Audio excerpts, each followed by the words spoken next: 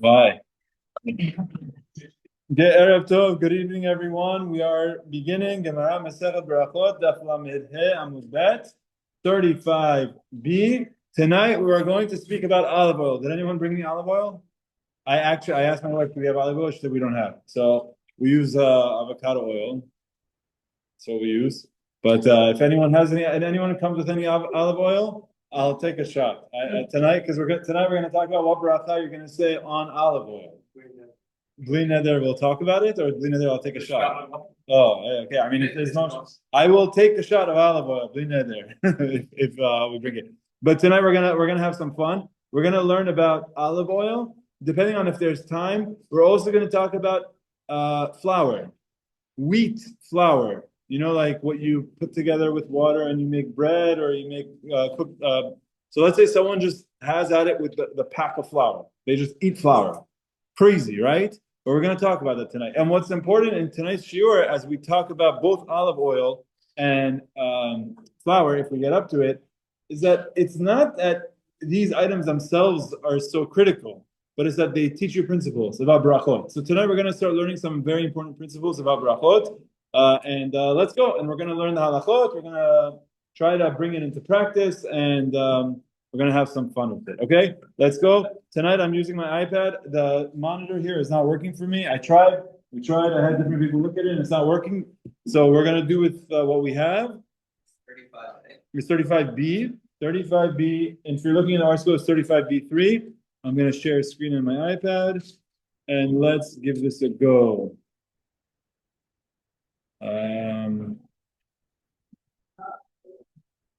There we go. Here we go. So 35B5, if you're looking at the art scroll, it's chutz min ha-yayin. That's where it starts. If you're looking at the art scroll, it's 35B3.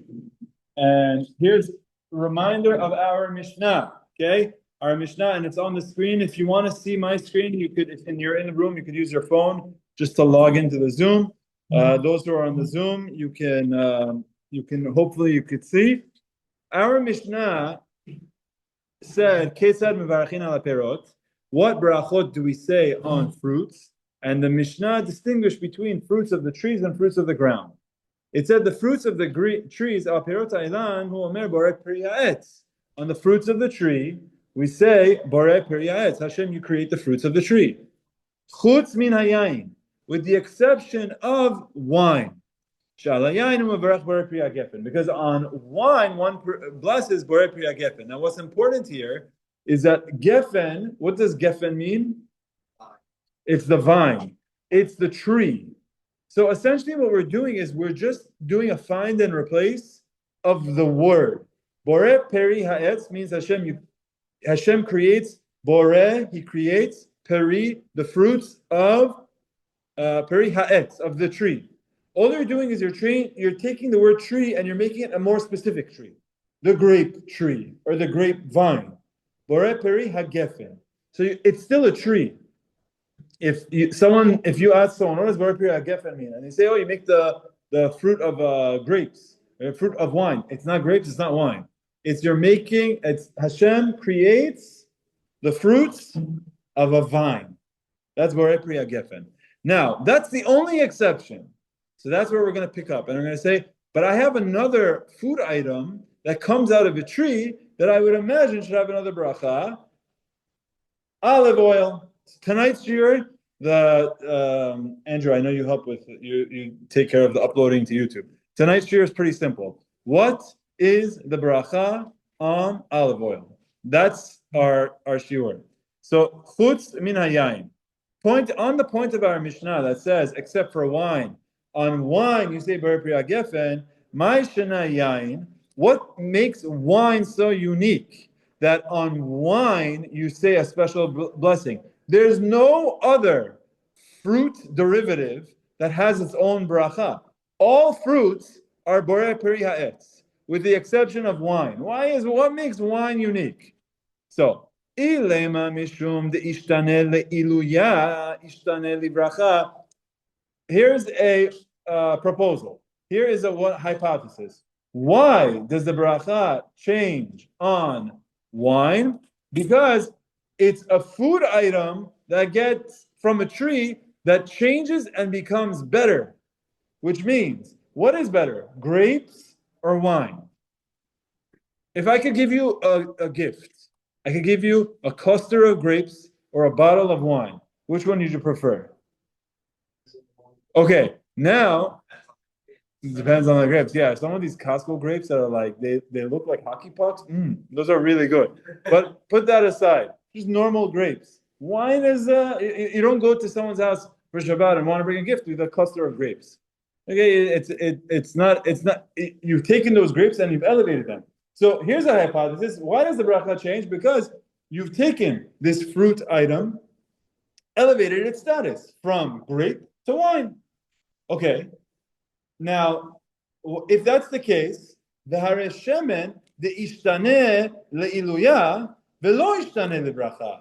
But if that's the reason, if the reason that the bracha of wine is changed to the bracha of the borei priya etz, God, not that you create the fruit of the tree, but you create the fruit of the vine. If that's because this is just elevated its status, olive oil is more valuable than olives. Similar idea. If you have olives or you have olive oil, extra virgin olive oil is an expensive thing. It's something that's unique. It's something that you can find in an Italian restaurant. Do they have olives in Italian restaurants? I don't know. But you're probably going to find olive oil. I've never been to an Italian restaurant. And now that I think about it, no, I probably have. There's probably like a la carne or something. What? Pork and slice. That's American. No, va bene. I've been to va bene. Yeah, that's a thing in the city. Noidwe. Oh, noidwe carne. Okay. I have a little bit of a tongue. Okay, so tell me about this, because that's actually the Gemara is going to say the exact opposite. Why is having olive oil healthy? Do you know? Exactly. There's health benefits. Okay, and like, what do? You just take a. Okay. So you put it on things. You use it in cooking. Use it on salads. So raw and cooked. Would you say? Is there any value in taking a shot of olive oil? Unbelievable, because the Gemara is going to say it's actually harmful. So okay, so let's see. Maybe we'll do some Googling. By the way, we're going to see how the Gemara views it and what the principles we're going to learn from this olive oil. But the point here is that when you take olives and you take its juice out, and you've elevated its state. And you've elevated its state in a way that it should get its own bracha. So, our Mishnah says, all fruits of the tree get borei priya etz. Except for one, it gets borei priya gefen, which is you created the fruit of the vine. And then it says, but why does this get its own unique bracha? The Gemara says, is it because it gets elevated? Then you should also give a special bracha for olive oil. The Ha'amar Rav Yehuda Amar Shmuel, because Rav Yehuda says the name of Shmuel. V'chen Amar Rabbi Yitzchak Amar Rabbi Yochanan. Also, Rabbi Yitzchak says the name of Rabbi Yochanan. So we have two Amoraim, two rabbis, Shmuel and Rabbi Yochanan. They both say Shemen Zayit Mevarachin Alav Borei Peri Ha'etz. Well, we know that the bracha on olive oil is Borei Peri Ha'etz. So why is it that the bracha on wine is Borei Peri Ha'gefen, whereas the bracha on olive oil is not something higher level? Why is it Borei Peri Ha'etz? So Amri, the Gemara's response is Hatam, in the case of olive oil, Mishum de lo efshar, because there's no way to formulate the blessing in a way that's consistent. There's no consistent way of formulating the blessing. Why? Remember, the bracha is Borei Peri Ha'etz. Ha'etz is the tree. So you want to replace that word etz for a tree. So when it comes to wine, you're going to say Borei Peri Ha'gefen. That's the vine. What are you going to say for olive? Borei Peri Ha? No, well, Ha'etz, you're back to square one. I read that they said etz hazayit. Okay, well, no, you're okay. But obviously, you read two lines later. That's the answer. That's not impressive. Yeah. Okay. Fine. You've learned this before. That's not my fault. That you're a Talmid Chacham, and you're already like, why is this even a question? Okay, but you gotta slow down for us. So you want to say the name of the olive tree. The name of the olive tree happens to be Zayit. So the Gemara says you can't Formulate it. Hechi nevarech. What do you want to say? Nevarech borei peri hazait. Do you want to replace that word with the name of the olive tree, which is also zait? Then you're going to say borei peri hazait. What's the problem? Pera gufe zait ikre. That refers to the fruit itself. Zait, interestingly, is the word that's used for the fruit olive, is also the word that's used for the tree, the olive tree. So if you say borei peri hazait, you create the fruit. He creates the fruits of the olive tree. That's saying the same thing as he creates the fruits of the olive. But there's no fruit of the olive. The olive is the fruit. The olive doesn't have a fruit. So it doesn't make sense.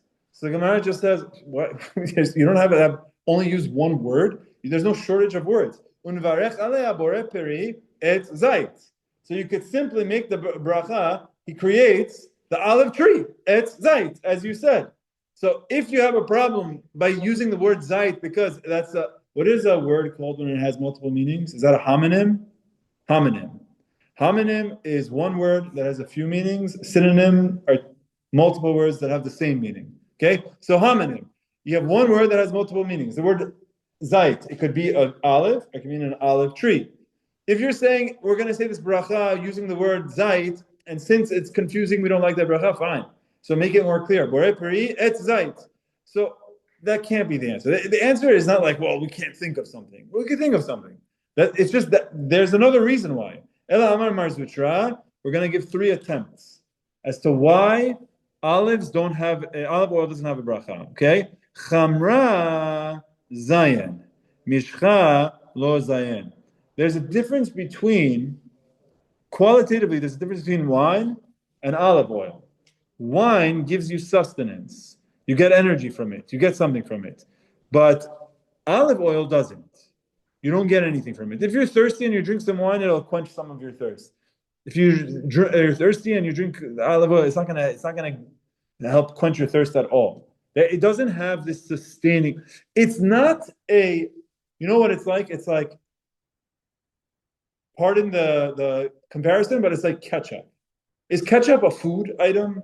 It's a condiment. What is olive oil? You sprinkle it on things. You use it for here. It's not a food. Wine is a food that sustains. It's something that's zayin. It gives you sustenance. Olive oil doesn't give you sustenance. It's like something you sprinkle onto something. So the food item is not so special. Why? Because it doesn't provide sustenance. It's not something that gives you energy. Whereas wine is something that does. Let me see footnote number 34. Since in addition to having changed for the better, wine sustains, it is significant enough to deserve a blessing that is specific to it. It is, number one, it goes up, and number two, it gives you sustenance. Whereas olive oil, yeah, it gets elevated, but it doesn't give you sustenance. The Gemara says, is that really the case? That's not true. Umishcha lo zayin, is it really the case that olive oil does not sustain? V'atanan, we learned in the Mishnah. Now we're going to go into the world of nidarim. Someone is going to swear off something. He's going to make a neder, and he's going to say it in an ambiguous way.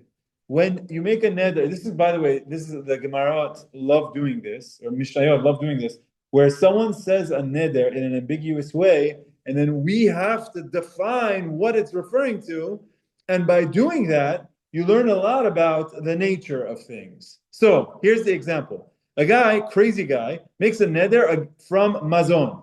Hanoder min mazon. He says he's so angry at his at someone in his family that he's going crazy. He says, you know what? I swear off that all mazon is forbidden to me. It's like, I don't know, maybe like his mom is trying to force him to eat dinner or something. And he says, oh, mazon. I swear off, I make a neder, I'm not eating any mazon. Now it's like, okay, what is he allowed to eat? What isn't he allowed to eat? Let's define the word mazon. So the Mishnah says, mutar b'mayim uvamelach. The two things he's allowed to consume is water. So water is not something that sustains you. It hydrates you, but it doesn't sustain you. And melach. Melach is salt. Salt, it's a spice, but it's not going to give you any sustenance. Fine? So v'havinan ba. Then we have to analyze the statement of the Mishnah. The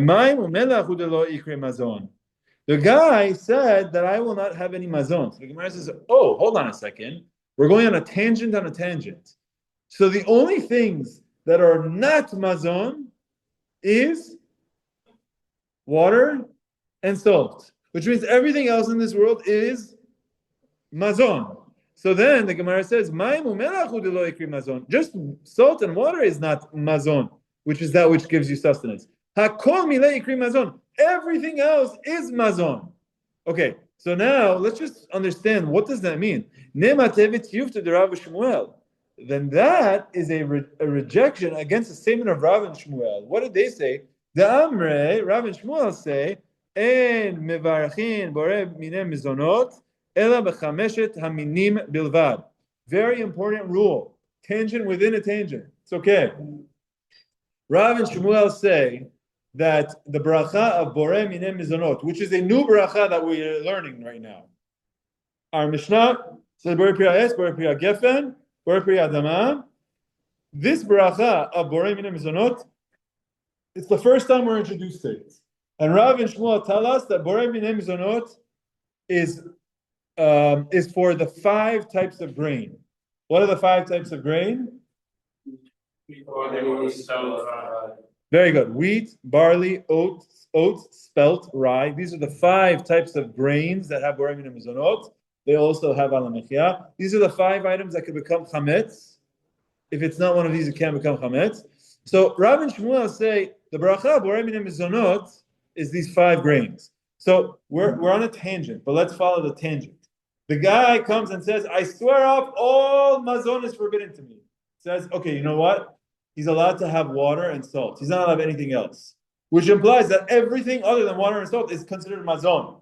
So how come the Beracha Borei Minei Mizonot, is only for these 5 grain items? Should be everything other than salt and water. The Amar Rav Huna explains, okay, he didn't swear off any mazon. The Omer kol hazan alai. He said a more generic statement. The guy said, anything that gives me any sustenance. Kol hazan, anything that gives me sustenance. So mazon is one of the 5 grains. But anything that is a zan, anything that gives me any sustenance, that's all inclusive, except with the exceptions of water and salt. Okay? So the issue with the Beracha Borei Minei Mizonot has been solved because that's mazon is like the staple forms of sustenance, which is the 5 grains. But anything that is zan, anything that sustains you, this guy who swears it off, he's not allowed to eat anything except for water and salt. So now it's like, okay, let's follow the logic. We want to know why wine, which is elevated, gets its own bracha, and olive oil, which is elevated, doesn't. So the Gemara at this stage is saying, you know why? Because wine has a property that it sustains you, it gives you sustenance, whereas olive oil doesn't give you sustenance. They're like, but hold on, if someone swears off everything that gives him sustenance, he's not allowed to have olive oil. He's not allowed to have wine. He's not allowed to have olive oil. But the implication is that it does provide sustenance because it's just salt that he's not allowed to have. So that can't be the answer. Ama mishcha zayin. So evidently, oil does sustain.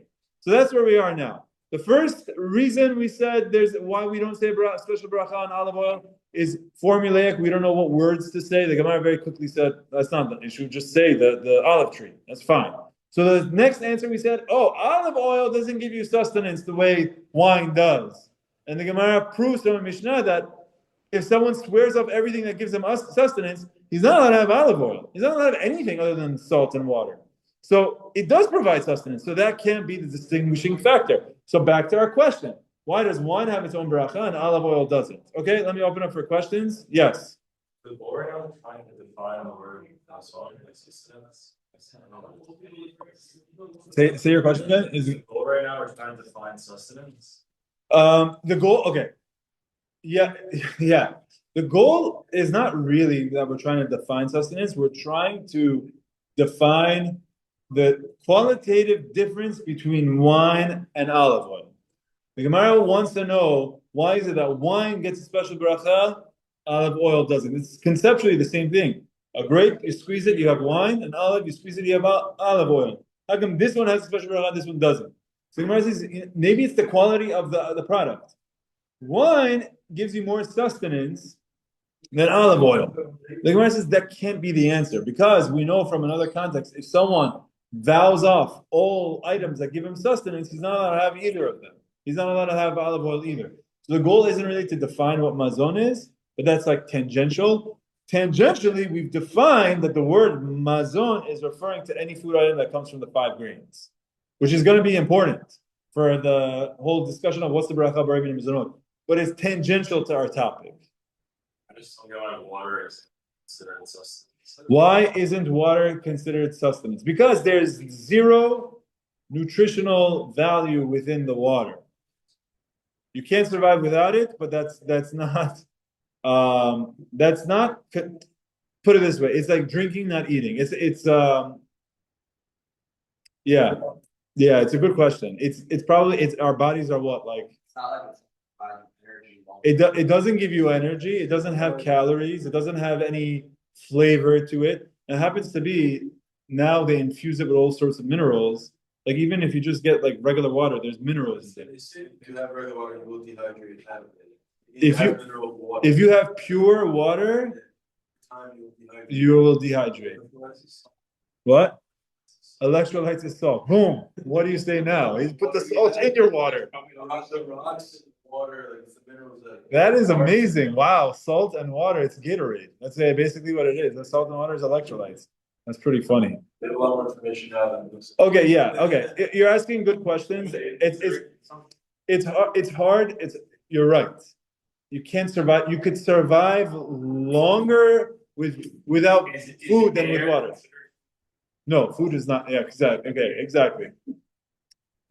We're coming up with a word, and water should, except that that's its source. Meaning, what's unique here is that you're changing the bracha because the form is changing. Water's form doesn't change. I guess you could say it was like salt at some point. It was like ice at some point. But the form of water is water. Water is the same form. Whereas the form of grapes are changing. You change the bracha. We're just trying to figure out why wine gets its own bracha, and we're using olive oil as a litmus test to see like if this is your hypothesis, then it should apply by olive oil also. So that can't be it. So maybe it's this, but that doesn't apply by olive oil either. We're using olive oil as our point as our comp, our point of comparison to test our theories, essentially. Okay, let's keep going. Go. Were there other questions? Good. All right. So the Gemara is going to say, okay, fine. Just in case, Richard, you were confused about that comment, we'll make it a little bit more complicated. You know what makes wine unique, different from olive oil? It's not just that wine gives you sustenance and olive oil doesn't give you sustenance. We've proven that they both give you sustenance. But it's that wine, elachamra sa'id. Wine satiates you. You feel full when you have wine. Umishcha lo sa'id. But you're never going to have olive oil and feel full. So there's a difference between sustenance and satiation. Satiation is like you feel bloated, you ate so much. You're gonna drink wine, you feel like, I'm satisfied.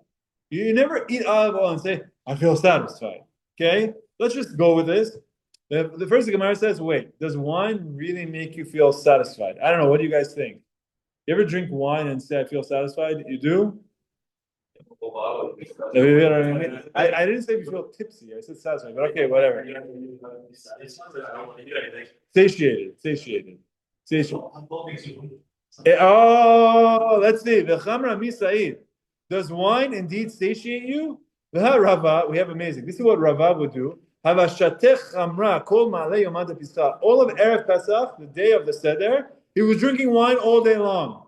Oh, Vela, I have to drink 4 cups of wine that night. I'm trying to make, by the 4th cup, I'm really tempted to have grape juice. I don't have such good a tolerance. Rava was drinking wine all day long. He had 4 cups to drink that night, but all day long he was drinking. Why?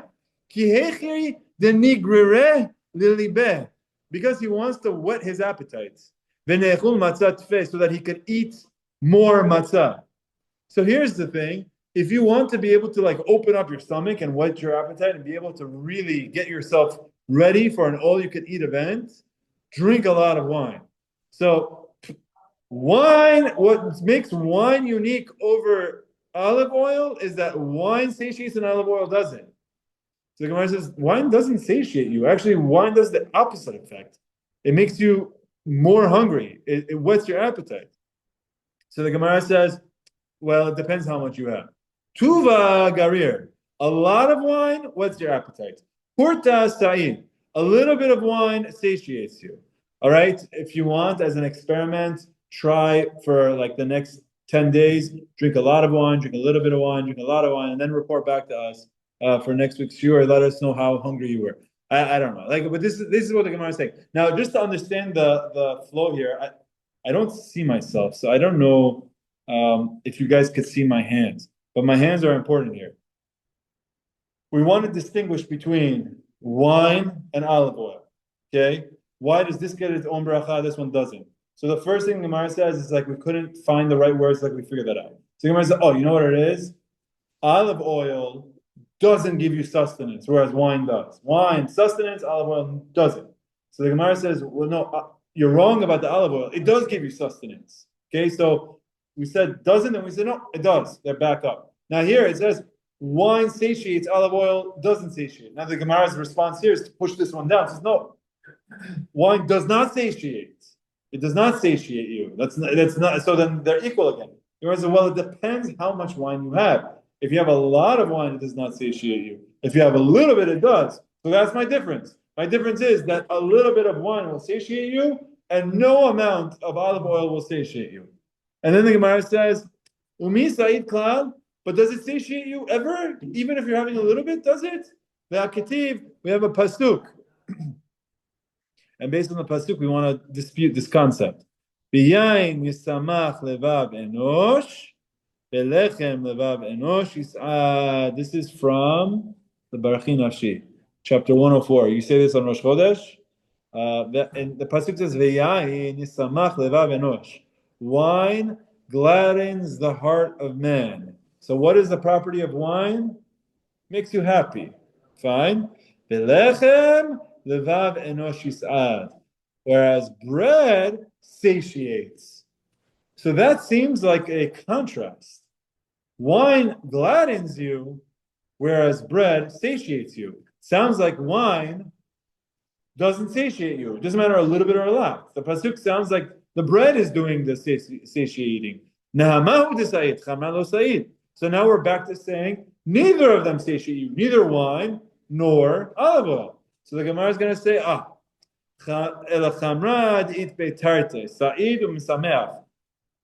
wine does both. It both satiates you and gladdens you. Whereas bread doesn't gladden you, it only satiates you. So this is how you read the pasuk. Wine gladdens people, which is addition to bread, which only satiates people. Wine also satiates. Wine will gladden and satiate, whereas bread only satiates. Okay, so now you're saying you're putting wine up so high that it satiates you, just like bread. It gladdens and satiates you. So then the Gemara says, if that's the case, so you should say Berachot Mazon on wine. Whenever you're done drinking wine, you should say Berachot Mazon. The same way you're telling me it satiates you. You eat bread, it satiates you, you say Berachot Mazon. You drink wine, it satiates you, you should say the entire Berachot Mazon. So the Gemara says, okay, you're right, it does satiate, it would require Berachot Mazon, but we have another issue. Lo kab'e inche seudatayu ilaveh. People don't establish their meal on it. So it's not that it doesn't satiate you, it satiates you. But you're not going to say Berachot Mazon because it's not a meal. And Berachot Mazon is said when it's a meal. If you eat like 50 things of steak, you're going to be satiated. Meat will satiate you. But that's not a meal staple. A meal staple is bread. Wine is not a meal staple. So even though it satiates you, it does not get its own bracha of Berachot Mazon. It does not get Berachot Mazon. So where are we up to? Crazy.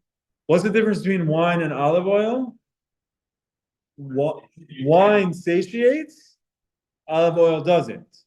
If wine satiates, why don't we say Berachot Mazon after it? Because you don't set your meal on it. Even though it has a satiating property, it's not a meal. So then the Gemara says, Okay, but I have a friend. I know a guy. Amalei Rav Nachman bar Yitzchak l'Rava. Rav Nachman bar Yitzchak says to Rava, "Ikavai lave seudateh." What about that guy that his is seudah? Like for breakfast, wine. Yeah. Israeli breakfast is wine and cigarette and wine. I thought they have coffee. What? Okay, yeah, okay. In the morning he wakes up, he has a cigarette and he has wine. That's a seudah. Like the Gemara, Rav Nachman says to Rav Yitzchak, he says, I have a neighbor. I mean, I see him in the morning. This is what he does. He drinks wine for breakfast. So like for him, he's kovea seudah. So Amar leh, so Rav Nachman Bar Yitzchak responds, L'chshiavo Eliyahu, when Eliyahu Hanavi comes, v'yomar ihavya kibiuta, we'll ask Eliyahu Hanavi, Hashta miha badla da'ato etzel kol adam. But right now, we have to go based on the norms, and this guy, abnormal. So he's crazy. So no, we're not going to change the system of brachot because of one guy. Amazing here. By the way, these gemarot are loaded with so many tangential nuggets. Really, there's a concept here of batla da'ato etzel kol adam. I want everyone to say it. Batla da'ato etzel kol adam, which means his da'at, his attitude is considered abnormal when compared to other people. There are certain times where someone does something and that's not the norm. So we didn't need to set up systems. For the system of halacha, Berachot Hamazon is established for a meal. People don't have wine as a meal. Now you say, I know someone? Okay, fine. Eliyahu Navi comes ask Eliyahu Navi. But as far as we're concerned, we're not going to go by these individuals. But la da'ato esel kol adam. He's abnormal. The bracha of one is not going to be Berachot Hamazon. That's amazing. Okay.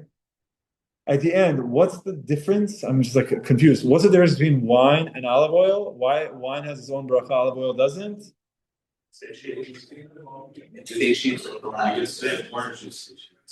Okay, it satiates, it gladdens, but there's one more starting point that we started with. Ilava, it's an elevated state. So you gave a good example. Orange juice. Okay. Why does it elevate? Why is olive oil? No, I would say orange juice is like significantly better than orange. I don't know about that. There's some people don't want to eat. Some people want to eat an orange. Can you say that olive oil is anointing oil? That's an elevated status of. It is an elevated status, yes. So that's where the question started with. The question started with wine gets a special bracha because it's elevated, but what about olive oil? So now we're saying, yeah, it's elevating, but it's not sustaining. It's not providing, it's not satiating. It's sustaining, it's not satiating. So when something is elevated and satiates, it gets its own bracha, wine. Whereas olive oil is elevated, but it doesn't satiate. So now you might say, okay, but what about apple juice? Apple juice doesn't satiate nobody. But orange juice, with pulp or without? Without pulp's not satiating anybody. With pulp, I don't know. Sometimes I feel like I'm chewing my orange juice. It's pretty satiating. Okay, so we're going to have to learn the halachot of juice. And you're going to see that there's already another bias that you have to throw into here. The other bias is you're not going to give special berachot to not one of the shivat haminim. This wholly the like elevated fruits, the only fruits that even are contenders, like the others are like in the D league. Oranges. What oranges? There's no orange in the Gemara. It doesn't. Yeah. So you could be one of your 5 fruits, which is olives, figs. Well, olives are grapes, which are the 2 we're talking about. Figs, fig juice, get out of here. Date juice, get out of here. Pomegranate juice. Okay, it's actually pretty good. But I will tell you something. I drink these palm bottles. Okay. You need to dilute it. It's a little bit like. He squeezes it for you in a cup. No, I haven't had it. I don't know. I've been to the. No. We talked about it. We didn't do it on our trip. I don't think we went orange picking. I don't remember. Did we? No, I know you guys bought an orange presser. 3,000 oranges. We went orange picking, and then like they said, keep whatever you want. A lot of oranges. They were very good oranges. Okay. We're talking about you only make orange juice for orange juice. Okay. Slow down, because you're asking something important. Am I sharing my? Okay, hold on. You're asking something very important. Now you're talking about when you have certain intention. Orange juice, it's going to be its own sugya. We can't mix these things because orange juice is very complicated, especially understanding the fact that nowadays they are planting complete orchards for the purpose of orange juice. Tropicana, which I believe is owned by PepsiCo, Tropicana, they are planting tons of orange trees, not for oranges. They're not doing it for oranges. They're doing it so they could take your oranges and squeeze them and get oranges. They're Tropicana oranges. But then there are orange companies that are planting oranges for orange purposes. So the intent of the planting is also going to be critical. Hopefully, we're going to get a chance to talk about that as well. That's going to come up a lot. Bear in mind, Berachot are extremely complicated. Okay, tonight, this Gemara, we really didn't learn much about Berachot differences. We just learned that wine is the only one that gets an elevated bracha. That's it. Why not? Why not other things? Well, what are the properties about wine? It's an elevated status, and it's a food item that's sustaining, which is different from olive oil. Fine. Now, along the way, we learned about Barim and Mizanot. We also learned about the concept of what la dato esa kol adam. These are very important concepts. I want to keep on going because we're going to now keep on talking about the idea of. So, what is the bracha of olive oil? What did we say? Shmuel and Rabbi Yochanan both told us. What is the bracha of olive oil? Borei priyayetz. No, not mizanot, because it's not considered mazon. Rav and Shmuel tell us that mizanot is only for the 5 grains. What about olive oil? What's the bracha? Borei priyayetz. Now we're going to talk about different ways of consuming olive oil, and then I have to do some research on your question of is consuming olive oil healthy or not? Okay? By raise of hands, does anyone ever just take a shot of olive oil? You do? You've done it. You just take like a spoon. Say it again? I looked it up. It's really complicated. It's complicated. I have had oregano oil. Okay. Here we go. Wow, I got Richard's phone. This is worth a lot. Olive oil, Rabbi. I'm gonna go start a business right now. Who is that? Joseph. Tell me, Joseph, you drink olive oil? I've done it like a couple of times because I think it's like high in calories. High in calories. Yeah, it's probably very calorically dense. Okay. Yeah. Pros: monosaturated fats and polyphenols, alkanthol and anti-inflammatory. Okay, it hits the same COX pathway as ibuprofen. Nice. Supports HDL, reduces LDL oxidation, vitamin E, vitamin K. Rama, we're selling you a drug. Mild laxative effect, can help with constipation. Okay. Mediterranean diet evidence, lower CVD risk. What's CVD? COVID?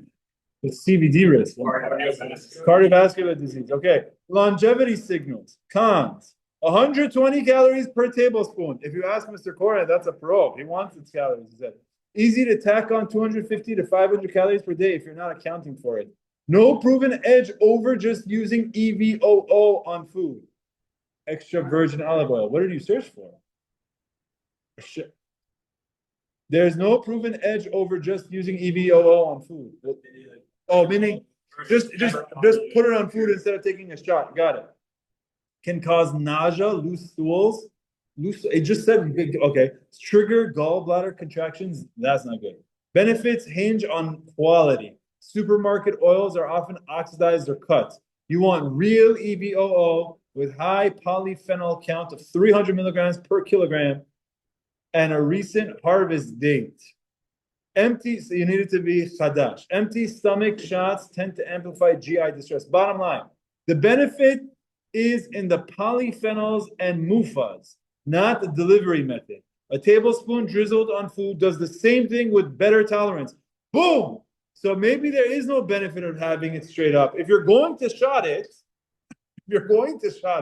get a high polyphenol EVOO, brands like Costarina, Atsis, Apollo. So here's the thing. Back then, there was no EVOO. You take the olive and squeeze it. That's it. This is proving our point. Otherwise, you're just drinking calories.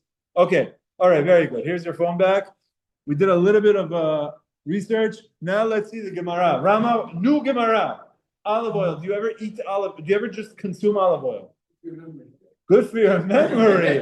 None of that was recorded. I heard it's good for constipation. It's good for a lot of things, but memory. Okay, good for memory. Here we go. Let's remember this Gemara well. Okay, I'm gonna share screen. Someone, here we go. Start broadcast. Boom. 2, 1. Here we go. Gufa. Let's go back and analyze that statement. Amar Rabbi Yehuda Amar Shmuel.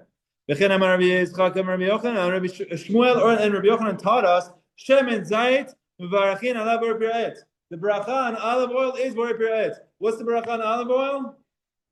Borei Pira'et. Who tells us that? Shmuel and Rabbi Yochanan. Bracha on olive oil is Borei Pira'et. Hey Chidami, how are you consuming the olive oil? In what type of situation do you say Borei Pira'et on olive oil? Are you just straight up drinking the olive oil and saying Borei Pira'et before it? Ozuke mazikla. That's harming him. It's harmful. And the way Rashi explains, and since it's harmful, footnote number 51, and a blessing should therefore not be recited altogether. For a blessing on food is required only when one consumes food in a manner classified as eating or drinking. Consequently, a harmful drink of olive oil, which cannot be classified as drinking, does not warrant a blessing. Unbelievable. The Gemara, Shmuel says you have to say ha'etz on olive oil. The Gemara says, what are you talking about? You're taking a shot that's harmful to you. You don't need to make a bracha on that. It's poisonous if you just take a shot of olive oil. No bracha.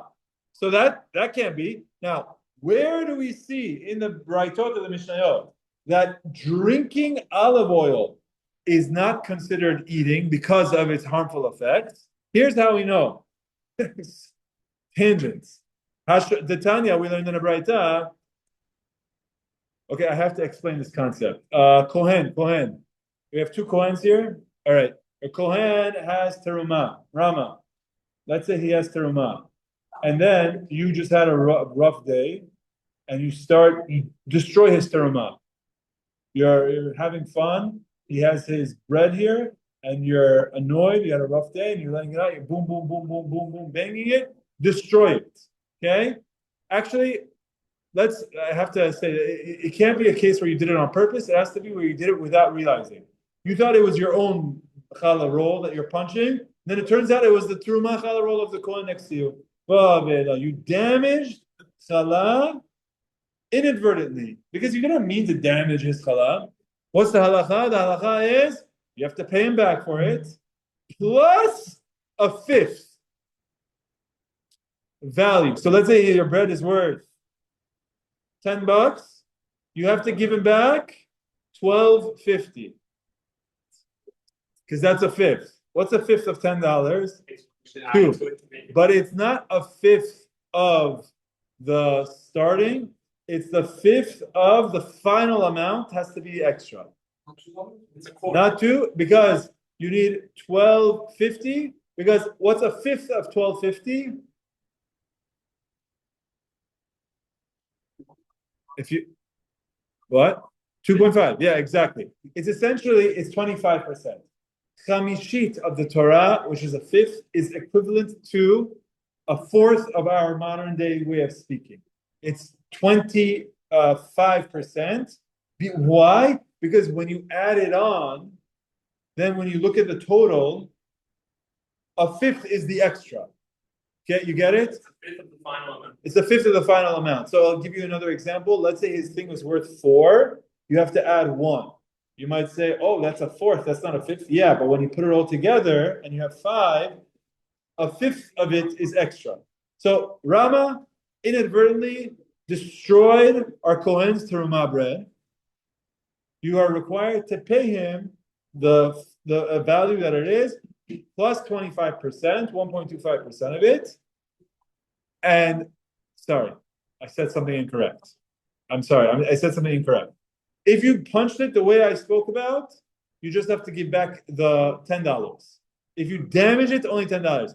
If you benefited from it by consuming it, if you ate his bread, now you got to give him the plus 25%, plus the 25%. So this is a way to understand when someone is damaging something versus someone is consuming something. If you damage it, what do you have to give back? Same amount. If you consumed it, what do you have to give? Add 25%. So here's what happened. Someone went and drank the Kohen's terumah olive oil. So if it's considered consuming, I would have to give him back 1.25. If it's not considered consuming, it's just me destroying it because I wasn't really eating, then I just have to give back 1. You get it? So now we're going to be able to use this to understand olive oil, whether it's considered consumption if you're actually eating it or not. So let's see it. And I'm going to try to show you a pasuk afterwards also, but let's see it. Pashtoteh shemen min terumah. One who drinks olive oil that belongs to terumah, mishalem et hakeren ve'eino mishalem et hachomesh. He has to pay the principal, but he does not have to pay the additional fifth. Why? Because he's drinking the olive oil, and drinking olive oil is harmful to you, so it's not considered consuming. Hasach shemen shel terumah.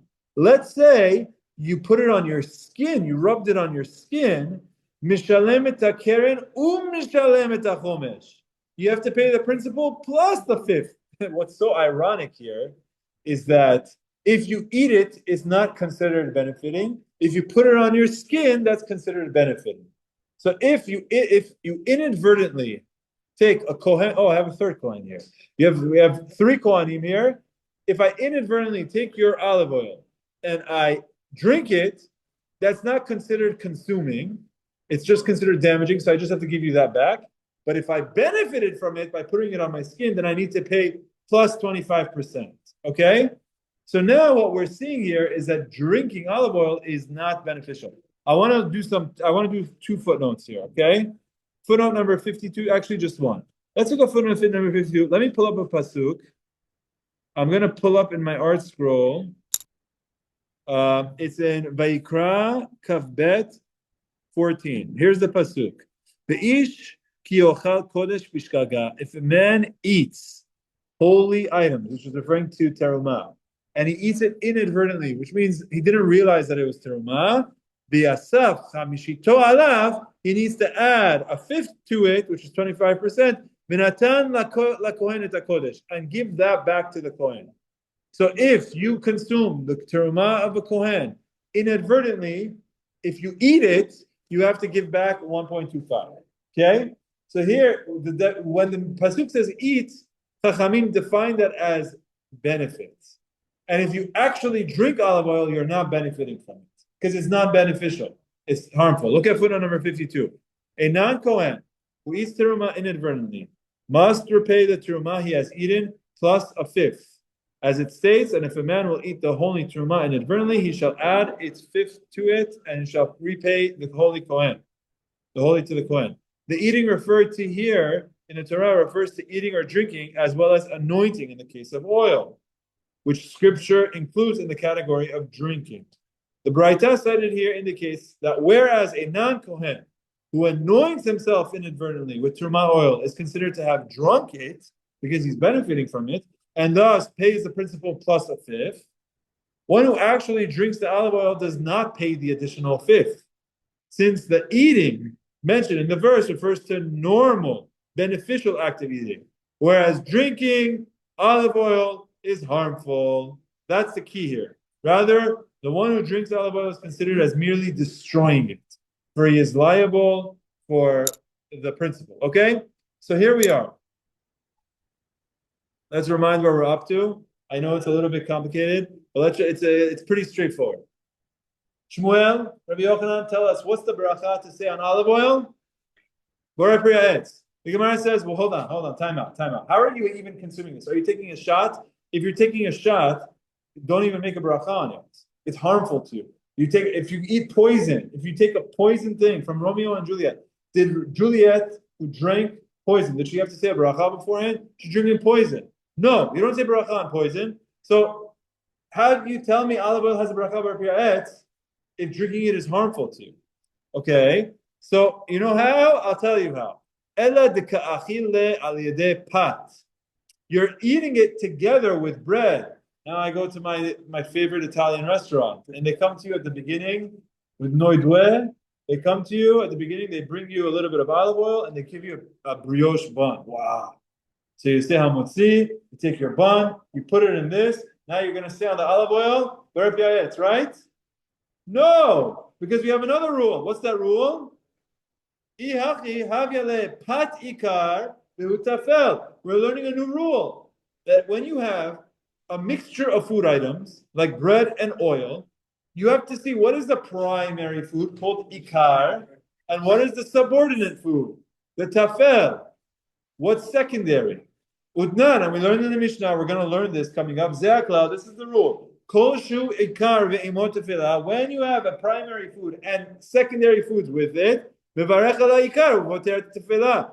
You make the bracha on the main item. You don't make a bracha on all of the ingredients.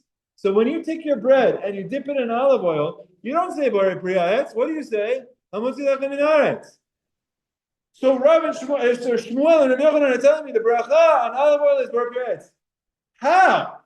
If you drink it, there's no bracha. If you have it with bread, it's hamotzi. How do you get it to be haaretz? Oh, I'll give you answer. Attempt number 3. Ela dekashatele al yedei anigaron. You're pouring your olive oil into anigron. What is anigron? It's beet juice. You take your beets, you cook it in water, and then you create beet juice. I had a time where I was doing these cleanses. I would have these like 2-day cleanse, 3-day cleanse, 5-day cleanse. Really would mess with my stomach. One of them, they would have the beet juice. It would be red, and in the beet juice, they would put ginger. This thing would actually burn my entire insides. And like the point is, like it's supposed to detox. I don't know what it hasn't helped me. But this beet, you take the beet juice, and in there, you're not putting ginger, you're putting olive oil. Okay? The Amar Rabba Bar Shmuel, anigron mayad desalka. What is anigron? It's a soup made with the water that was made with cooked beets. Oxygaron. It sounds like a laundry detergent, but oxygaron, maya, turning the page, the kuluhu shalkeh, is all other varieties of cooked vegetables. So we just turned to Lamed Vav Amud Aleph, 36A. So we define there's 2 types of vegetable juice. There's beet juice, which is anigron. There's all other types of carrot juice, radish juice, the cabbage juice, celery juice, whatever juice. Go to your favorite juicery. All of them, oxygaron. That's what they're called. So now, and it's going to be important because what is the bracha on these things? But for now, we're saying, okay, you're not taking the olive oil straight up because that's damaging. You're taking your olive oil, you're putting it in a mixture of another drink, anigron, and then you're drinking it. But then the Gemara says, but hold on a second. Then what's my bracha going to be on? On the anigaron. Imkin, havale anigaron ikar. B'shemen tafel. Your anigaron is your drink. You put in a splash of olive oil, you make a bracha of the anigaron. Utnan, haklal, we just learned the rule. Koshu ikar v'imot tefela, mevarech ala ikar, v'fateret tefela. When you have primary and secondary, you make the bracha on the primary. So if you put some olive oil inside your anigaron is like a soup. If you have a soup, and in your soup you splash some oil, what's the main thing? It's the soup. You're just adding oil to your soup, but it's soup. So why are you telling me you're going to make the bracha of Berachot? The Gemara says, let me tell you what it is. It's a very specific case. What are we dealing with? Bechoshesh bigrono. Someone has a sore throat, pain in their throat. And what they want to do is they want to drink the anigaron really for the oil. Because the oil is going to be like a lubricant to help the throat. I had a sore throat last week, and what did I do? I made myself a salt water gargle. Like that. Sometimes you need to just get something like tea with honey. Something for your throat. So when you have tea with honey, as an example, Sometimes you want a tea and you want to add a sweetener, fine. But sometimes I have a sore throat. I want the honey. I just want to put it in the tea, and I'm going to go heavy on the honey. You get it? So this guy wants the olive in his throat. He can't drink it straight up because drinking it straight up is dangerous for him. So he's going to put it in his anigaron. But when he puts it in his anigaron, he's going to go heavy on it. So really, the olive oil is the primary, and that's what he's going to say very clearly. But in order to get to that, we're just going to talk about someone who's trying to do this. I mean, so many tangents. Are you allowed to do medicinal practices, take medicine on Shabbat? You say no. What do you think? Depends. Good answer. What does it depend on? Something that's urgent, that's the second one. Okay, that's a very good disclaimer. Sometimes I call my insurance company and they say, if this is an emergency, hang up and down 911. Why would I call my insurance company if it's an emergency? Why would I call you for that? I want to call the village to do something, to pay a tax. If this is an emergency, why would I be calling the village if it's an emergency? I'll call 911 if I want an emergency, but fine. So yeah, so we have to give our disclaimer. Rama's right. If someone is in life and death threatening situation on Shabbat, you can do anything and break everything. If someone has a minor situation on Shabbat, they should not take medicine. They should not do anything for refuah. Why? There's a gzera. What's the gzera? The way they used to create medicine was they would make like Tylenol, but the Tylenol wouldn't come in tablets. It would come in a block, and you would have to shave off some of it. Like imagine like a thing of chalk. You would have to like break off some of the chalk, and then you would then take that powder and you would consume it. That was your form of medicine. You would have to grind. So what happened was, if someone would take medicine on Shabbat, they would grind. What happens if someone ground this already before Shabbat? They already had the powder. Are they allowed to take it? So Chachamim said, no.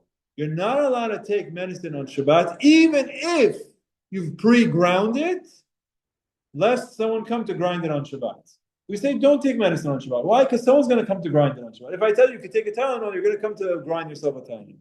Okay? So today, there's the halacha. You should not take Tylenol on Shabbat. Unless it's so bad that you're bedridden. If it's coming to the point where you have to lie down and you can't function, you're allowed to take it. Bimkom tsar lo gazru abanan. If you're in a lot of pain, like I said, if you have a little bit of a headache, there's some people that they pop Advils for breakfast. They just have it, whatever. They have the smallest stick, take the Tylenol right away. Can't do that on Shabbat. But if you have a serious headache, where you need to lie down from it, like you can't, you've become dysfunctional, you're allowed to take medicine on Shabbat. Because then there's no gezerah.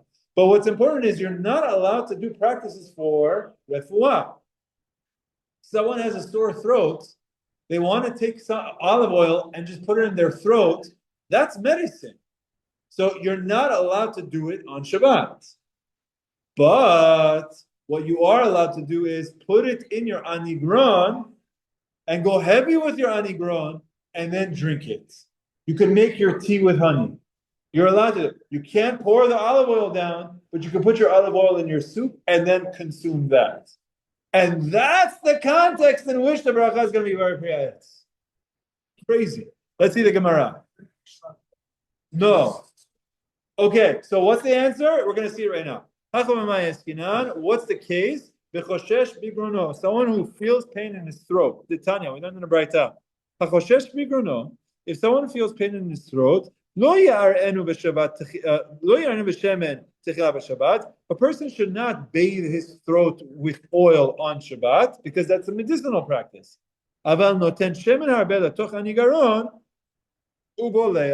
He is allowed to put a lot of anigaron in his food and swallow it. That's a case in which the Beracha is very priyat because there's so much of it. When you have so much olive oil in your anigaron, in your soup, then it actually takes the Beracha of the primary item, and the primary item is olive oil in this situation. So this was our flow. Shmuel, Rabbi Yochanan said the Beracha on olive oil is very priyat. We're saying, how are you consuming it? You're taking a shot. It's not healthy for you. So what's the Beracha? There is no Beracha. You're damaging yourself. No Beracha. Fine. So what are you doing? Having it with bread? Hamotzi. Having it in your soup? Shakov. or ha'adama. That's the discussion of what's the Beracha b'anigron, which is a different discussion. But whatever the Beracha b'anigron is, like call it shako, because you're having it in your soup.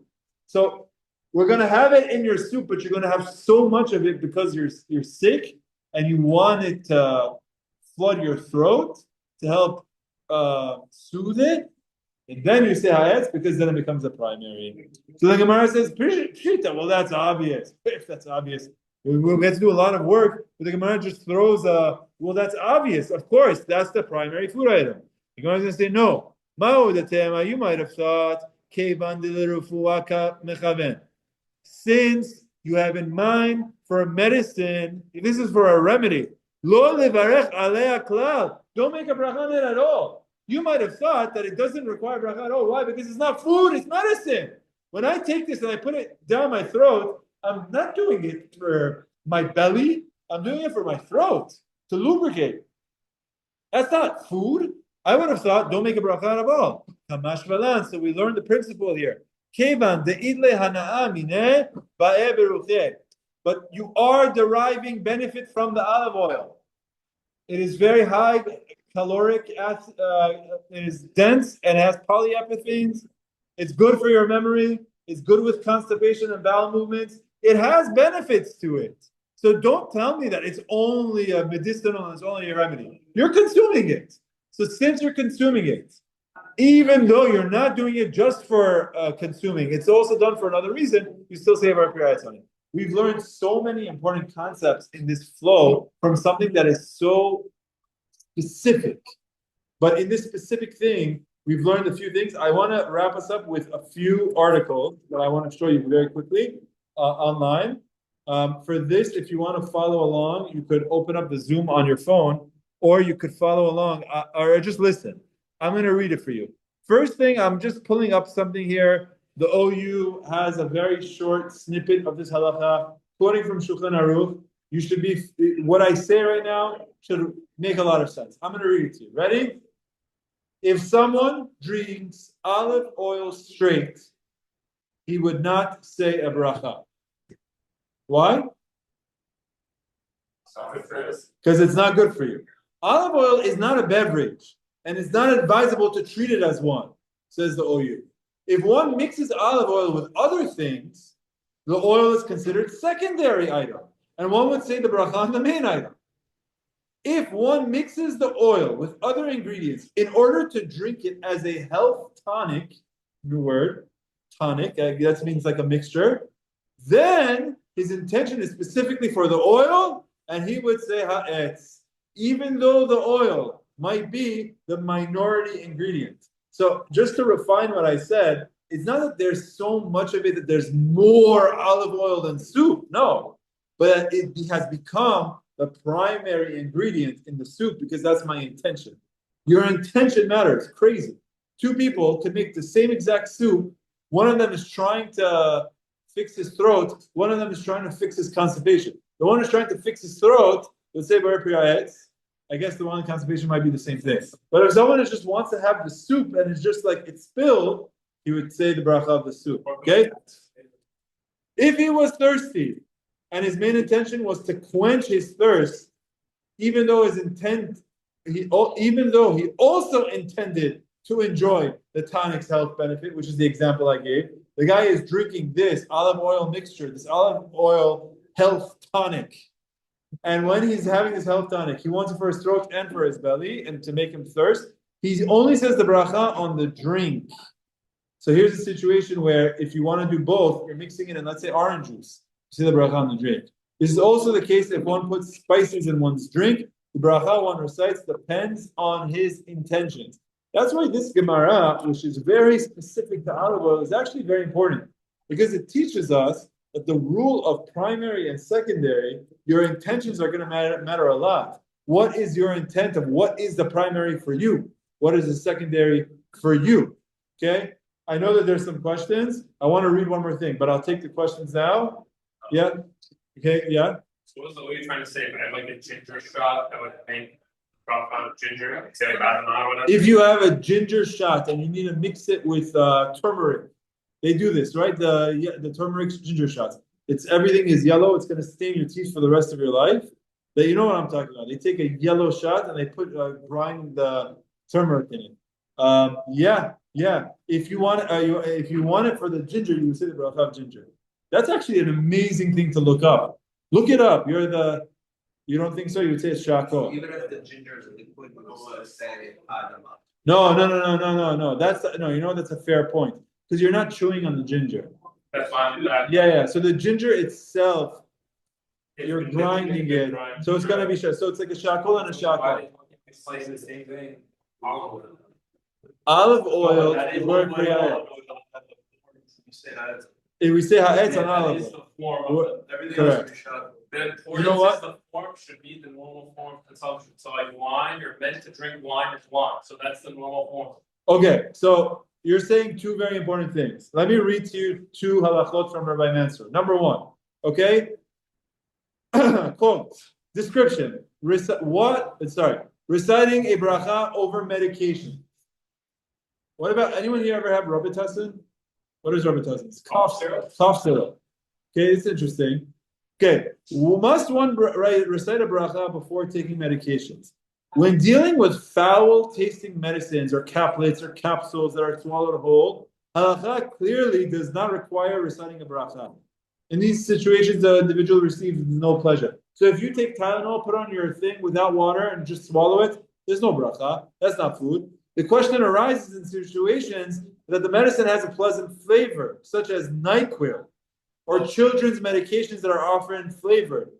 Like they make that bubble gum. Yeah, they make the bubble gum amoxicillin. They have all of these things that taste good, and the kid wants to eat the cherry Tylenol, right? So what about that? Does the pleasant flavor require that the one recite a bracha before? The Gemara in Masechah Berachot, Daf Lamed Vav, addresses the case of anigron, a drink consisting of olive oil and beet juice. Sounds good. And it asserts that if the beverage consists of more olive oil than beet juice, it's actually not what it says. It doesn't say there has to be more, but okay. It requires the bracha borei piriya'et. There's a lot, and the intent is for the olive oil to be the main thing. The bracha is borei piriya'et. That's what we just learned. The Gemara then raises the obvious question of why a person would drink a beverage consisting mainly of olive oil, and it responds that a person would drink this mixture for the purpose of a sore throat, soothing a sore throat. It thus emerges clearly that even if a person ingests food strictly for medicinal purposes, nevertheless, if it is palatable, he must recite a bracha over the food.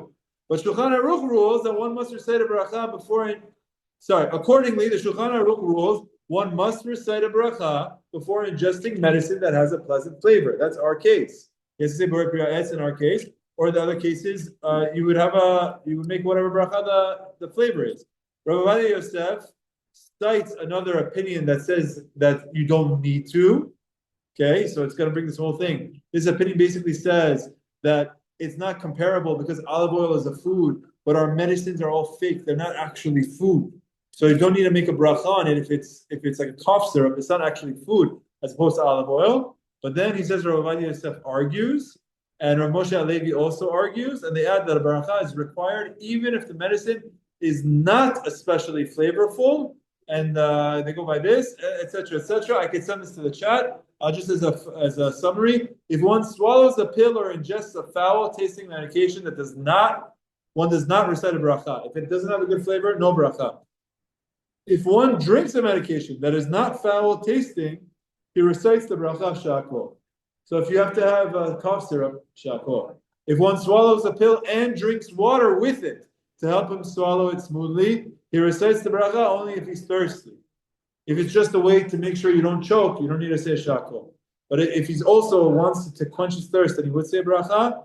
But if a person drinks some other drink, such as fruit juice, to help him swallow the pill, then no matter what, he has to say shakol, even if it's just so that, because there's flavor, he has to say bracha. So if you're swallowing a pill, if you're swallowing it dry, no bracha.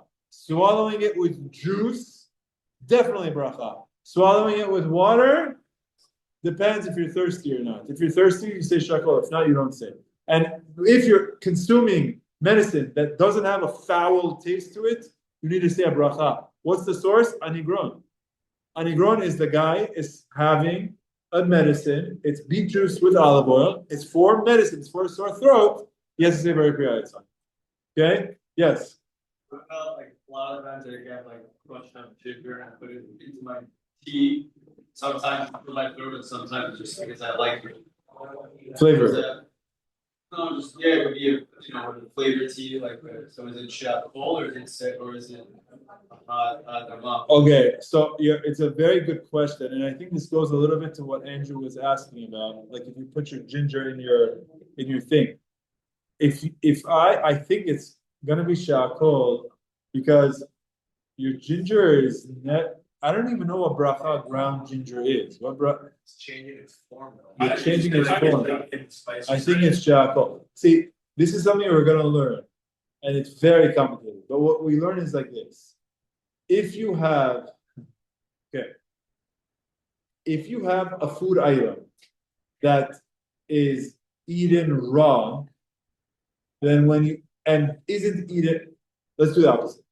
There are certain food items that you eat raw, certain food items that you eat cooked, and certain food items that you could eat both. An example of both, carrot. Carrot. You could eat a carrot raw, you could eat it cooked, very common. I had cooked grilled veggies, you have it, carrot. So when you eat it both ways, the bracha is hadama on both. Raw carrot, hadama. Cooked carrot, hadama. Now let's say you only eat it cooked. Potato. No one eats a raw potato. You can't eat a raw potato. You got to eat it cooked. Or raw corn on the cob. No one takes a corn on the cob and eats it raw. You have to have it cooked. I guess like you could have it popped, but potato. So what's the bracha? Amazingly, before it's cooked, if it's cooked, that's hadama. Because when you cook it, it's hadama. That's the way to eat it. But before it's cooked, it's not edible in that form. If it's actually shakol. So you have a potato, it comes out of the ground. It's called a tapuach adama. You're going to eat it raw, you say shakol niyamit varo. Once you cook it, it says barapi adama. So the bracha of adama is on its form of how it's mostly eaten. A potato is mostly eaten when it's cooked, when it's boiled. Therefore, beforehand, you don't say adama. The same is true with the opposite. That if you have a food item that's eaten when it's raw and it's not cooked, then cooking it makes it lose its bracha. Can you give me an example? Lettuce, cabbage. Let me see if I have it here. Okay, let me just read this for you quickly. The Gemara and Berachot, we're going to have this. Okay, but just to like address your point, and we just have to understand like where ginger falls here. But let me just give this to you as a background, and then we'll continue. The Gemara Berachot on Daf Lamed Chet discusses the status of certain vegetables that are more commonly eaten cooked than raw. Potatoes. When it comes to these vegetables, the Gemara establishes that one who eats them in the raw state says shakol rather than barapi adama because he does not eat this in a usual manner. Okay? He only says baracha adama once it's cooked. Therefore, one who picks an olive, crazy, picks an olive off of a tree, what bracha do you say? Shakol niyamizvaro. Because no one eats a olive picked off the tree. If it's hard, it's very strong taste. I've had one before. You can't get the flavor out of your taste. You can't get the taste out of your mouth. It's like, what are raw olives off of the tree? The one that you eat has been pickled. It's been soft. It's not edible? It's edible, but it's disgusting. It's not normal. It's disgusting. You know why? Because at the school at Mesa, one of the teachers was showing how to make pressed olive oil. So he bought raw, fresh olives, not canned, but like off the tree. I took one. I don't even know if I said a bracha, but the bracha would be shakol. I probably said hayes. I don't know what I said. Honestly, I probably just spit that whole thing out. But I took a bite. The flavor wouldn't leave my mouth for the next hour. It's a it's not edible. So here, if one picks an olive off of a tree and eats it in the present state without having it softened through pickling or boiling, one would say the bracha of shakol. Likewise, one who chews on raw potato, shakol, instead of adama. This applies to raw squash, raw string beans, raw beets. Have you ever eaten a beet raw? No one eats that. They cook it. Raw cabbage. Fine. When it comes to some other foods, the opposite is true. Cooking it is a downgrade. One example is garlic. Since garlic is more commonly eaten raw, You haven't had some garlic comfy over here, but whatever. Okay, but then, look. This is the halacha. Since garlic is more commonly eaten raw, one who eats raw garlic says adama, and then once you cook it becomes shakol. Your garlic comfy is actually shakol. Some people like to place garlic on the grill to soften it. In such a case, the beracha would be shakol, not hadama. Okay? Tosfot says there's a third category of foods that are eaten both. Like I gave you an example of carrots, which both are required are hadama. The basic rule then is as follows. One who recites of ha'etz or adama only when he eats the fruit or vegetable in the state in which it is normally eaten. If he eats it in a different state, he recites shakol. If the food is commonly eaten in both, then he'll say the ha'etz or adama in both. I don't know enough about ginger, but I could do some research. But this is where I think about garlic. Someone can cook garlic, but the bracha would become shakol. Because the main way is why? You've changed it? I feel like if you ask like somebody and like explain that it's like normal and everyone eats that way, it might say Laws have changed. Okay, just say shakol on everything. I don't. You're right. How there's going to be different opinions, but okay, I can't tell you. I don't know about garlic, but this is what they write. This is what Rabbi Mansour brings from the. oh, Rabbi Mansour says Yeah, this is right. It's the tefillah, except there are some people that will have cooked grilled garlic, and they'll just straight up. it was a thing with What? zucchini too. They used to All the time. He brought some with him. He actually had. I probably have it now. I think 2 to 3 times a week. Yeah. My doctor tells me I need to eat more chicken, and the only way I can eat more chicken is having it in a chicken salad sandwich. Do I skip on what seed? Okay, Oh, so you're asking a good question. yeah. This is one of the things Rabbi Chaim loves talking about in theory versus in practice. Okay, so if you ask him this, I don't know, this probably comes up in the Smicha Chaver, but I've been in Shiur with him many times where he talks about the example he loves giving is like the kubida wraps. When you pick up a kubida wrap, the only thing that you have intent for is the kubida. No one cares about the wrap. In fact, most people like take the wrap and they get rid of it. You want the kubida. Why do I have it in the wrap? So my hands don't get dirty. I'm not going to grab the kebab by itself. You have it, it keeps your hands clean. So what is the ikar? What is the main thing? It's what's in the sandwich. The same thing you're saying. You want to have a sandwich. You're going to House of Subs. You're not buying the bread just for the sake of bread. You want to eat the thing that's on the inside. For example, your doctor's telling you to eat the inside. So theoretically, you would say the bracha of the primary thing, which is what you want. But practically speaking, bread trumps everything else. Not just bread. All mazon, all mizonot trumps everything else. Which means if you have mizonot in the item, what? Hold on, no. We're asur. We can't talk about poppers in this show. It's not worth it. I'm going to ruin my reputation over this thing. It's not worth it. I'm not going to die on this hill of poppers. We have poppers. Yeah. Poppers and schnitzel, these things that have breadcrumbs on them is a whole big discussion. I really don't. I have no intent to go there. We could go through entire Berachot without talking about poppers. But I told the other guy, the bracha that I say on poppers is borei minei disha'im. That's the bracha that says on cabbage. That's it. I'm kidding. But to this point, theoretically, Rabbi Chaim would say, yeah, you should say bracha on the meat, on the kubida, on the sandwich. But practically speaking, when it comes to bread, we say hamotzi. When it comes to all mizanot items, that bracha trumps others, even if that's not the main thing, because it's a mazon and it's a staple. Default, it becomes the main thing. And I'll tell you where I've heard this example a lot. Cheesecake. There's certain cheesecake that has like a mizonot crust on the bottom. This much cheese, small crust. Well, some people like the crust. Like I like the crust. So I would say mizonot. But let's say you don't like it. It's there just to hold it in place. So that might be an exception.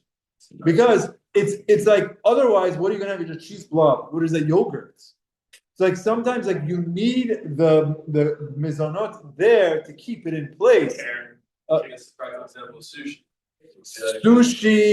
Sushi. Oh my gosh, guys! You can't just throw out a word. Like sushi is like a whole big other discussion. But yeah, yes. What is the ikar in sushi? Most Japanese will say that rice is the staple. because you could have vegetables on the inside, you could have fish on the inside, but sometimes they have riceless, sometimes they have like the fish on top, they have a sashimi, they have like very expensive type of fish, and it should really be shakol in that case. But rice isn't one of the five dagan. So rice is its own status. All right, we're really discussing a lot of things. This is Masechet Berachot for you. Tonight we got into the concept of ikar and tafel, primary, secondary. We got into the concepts of your intention matters, and we've started to understand there's statuses that go up, statuses that go down, things that get cooked lose their berachas, things that get cooked gain their beracha. These are really the complicated parts of Masechet Berachot, and hopefully we'll continue to dive in. Okay, Azak Baruch everyone. We're leaving off on the top of Daf Lamed Vav Amud Aleph 36A. I'm not sure. I'll check for you right now. Okay, have a good night, everyone. A1. A1. So, yeah.